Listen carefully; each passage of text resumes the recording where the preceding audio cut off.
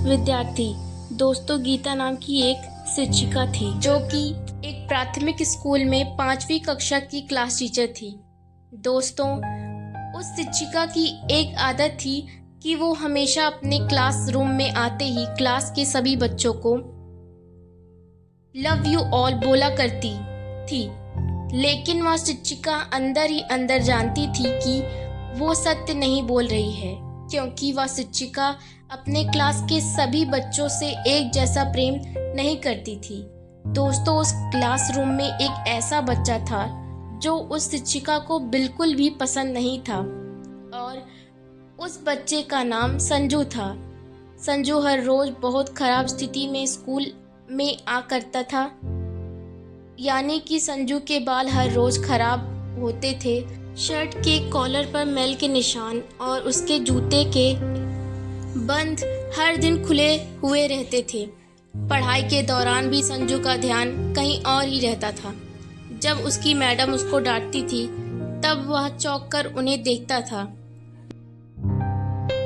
मगर संजू की खाली खाली नजरों से यह साफ पता चलता रहता था कि संजू शारीरिक रूप से क्लासरूम में उपस्थित होने के बावजूद भी वह मानसिक रूप से कहीं और ही है, यानी कि प्रेजेंट बॉडी ऑफ माइंड।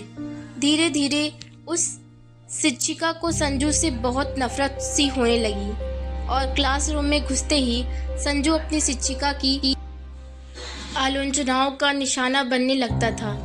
दोस्तों, सब बुराई के उदाहरण संजू के नाम पर किए जाते थे और क्लासरूम में स्थित सभी बच्चे संजू पर खिलखिलाकर हंसते रहते थे, और वो शिक्षिका हर रोज संजू को अपमानित महसूस करके संतोष प्राप्त करती थी, और संजू ने भी कभी किसी बात का कभी कोई जवाब भी नहीं दिया।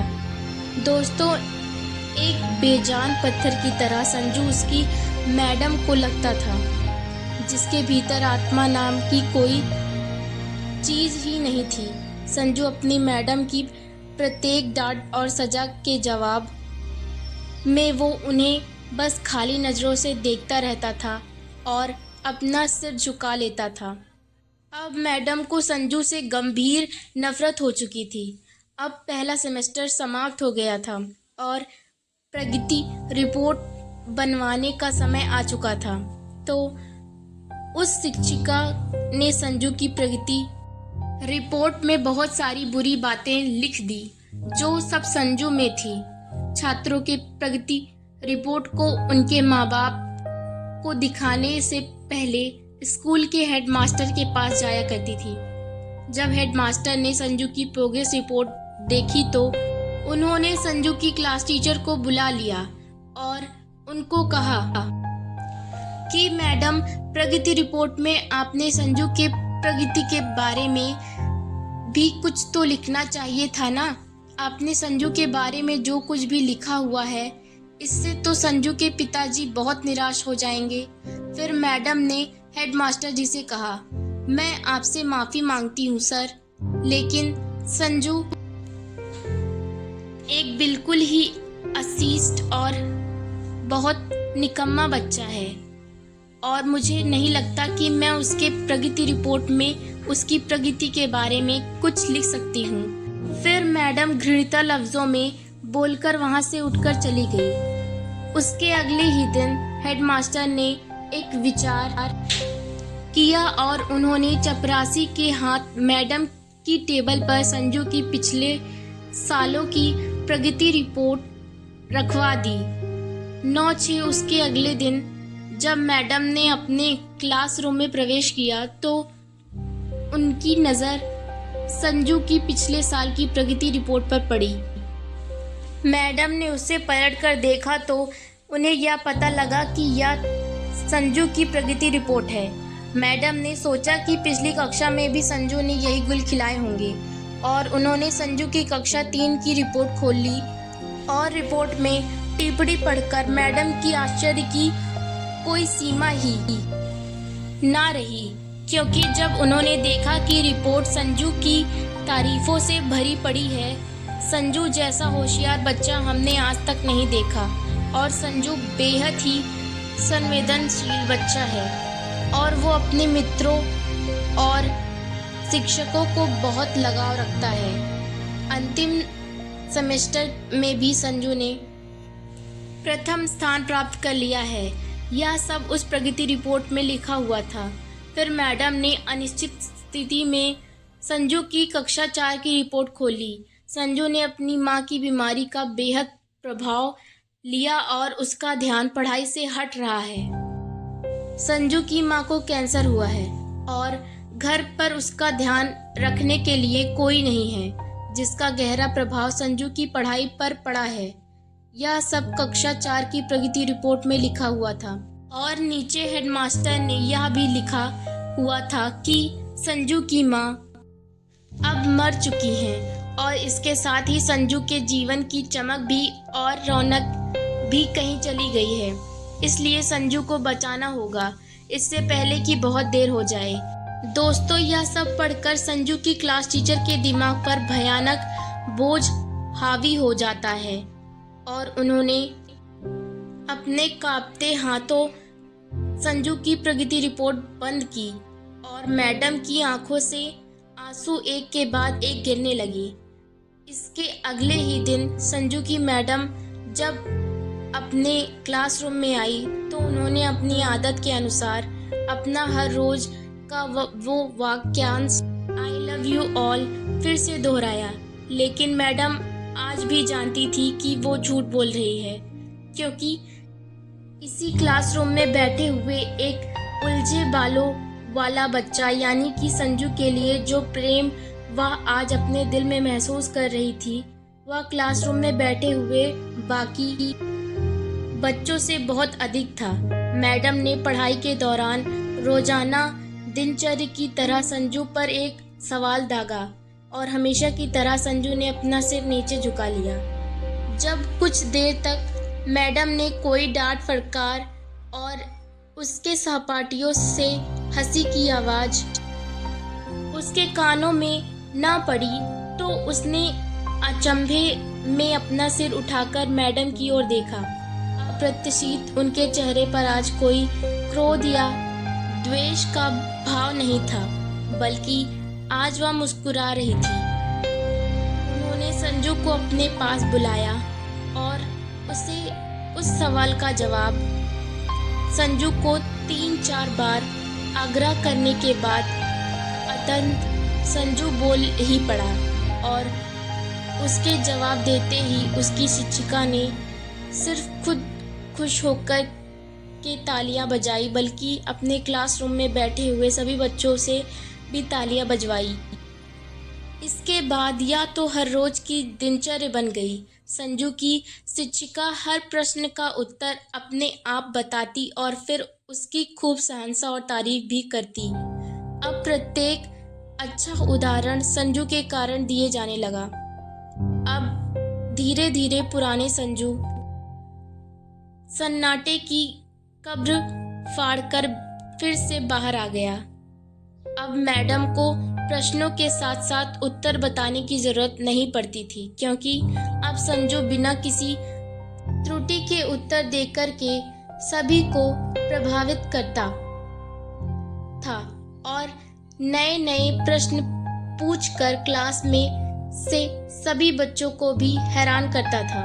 दोस्तों, अब संजू के बाल अब कुछ हद तक सुधर रहे थे। कपड़े भी काफी हद तक साफ सुथरे होते थे, जिन्हें शायद वह खुद धोने लगा था। देखते ही देखते साल सप्ताह हो गया और संजू ने अपने क्लास में दूसरा स्थान हासिल कर लिया। यानी कि संजू अब दूसरे स्कूल में दाखिला के लिए तैयार था। 5वीं कक्षा के विदाई समारोह में सभी बच्चे अपने क्लास टीचर के लिए सुंदर सुंदर उपहार लेकर आए और मैडम की टेबल से पैक हुए उपहारों में एक पुराने अखबार में बेहतर तरीके पैक हुए एक उपहार भी पड़ा हुआ था।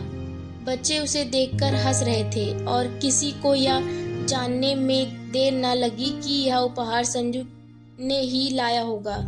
मैडम ने उपहार के उस छोटे से पहाड़ में से लपक कर संजू के द्वारा लाए गए उपहार को निकाल लिया और उसे खोलकर देख लिया। उस उपहार के अंदर एक महिलाओं के लिए यूज करने की आदि यूज की हुई शीशी थी और एक हाथ में पहनने वाला एक बड़ा सा